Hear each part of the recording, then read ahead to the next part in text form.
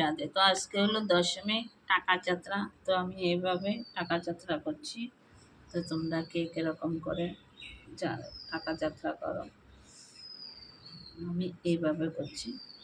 তো দশমীর শুভ